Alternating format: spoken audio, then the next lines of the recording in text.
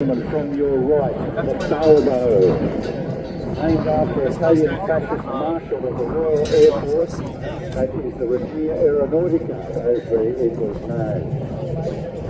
He began rebuilding the Air Force in 1926 and was famous for mass formation flying.